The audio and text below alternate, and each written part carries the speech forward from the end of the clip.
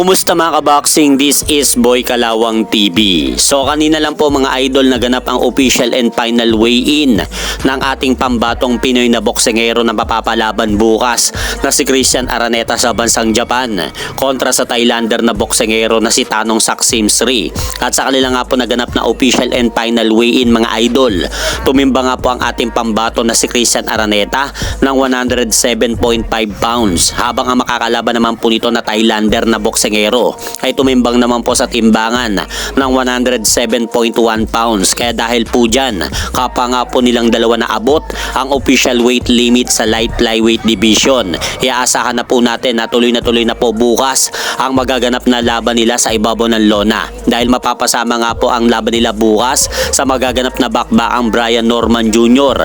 versus Japanese boxer Jin Sasaki. At speaking laban nga po nila Brian Norman Jr. mga idol at Jin Sasaki, naganap din po kanina ang official and final weigh-in ng dalawa sa kaparehas na lugar. Dahil ang unang tumapak nga po sa timbangan ay ito pong kasalukuyang kampiyon na si WBO World Welterweight Champion Brian Norman Jr. At tumimbang nga po si Brian Norman Jr. sa timbangan mga idol ng 146.8 pounds. Habang ang challenger naman po na si Jin Sasaki ay tumimbang naman po ng kaparehas na timbang ng kampiyon na si Brian Norman Jr. na 146.8 pounds. At sa kanila nga po naganap na huling face-off mga idol bago mangyari ang kanilang laban bukas.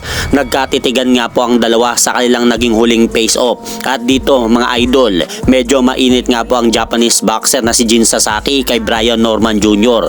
Dahil parang gusto na nga pong upakan ng Hapon itong Amerikanong boksingero na si Brian Norman Jr. sa kanilang nangyaring face-off. Pero naawat naman po kaagad ang dalawa bago pa tuluyang magkainitan sa ibabaw ng entablado. Kaya abangan na lang po natin bukas ang magaganap na laban nila Christian Araneta at Thai boxer Tanong Saksimsri at WBO World Welterweight Champion Brian Norman Jr. kontra Japanese boxer Jin Sasaki. At hanggang dito na lang po muna ang aking update sa mga kaganapan sa mundo ng boxing. At syempre mga idol, huwag nyo rin pong kalimutan, pakisuportahan nyo naman po muna ang ating munting channel. Maraming salamat po.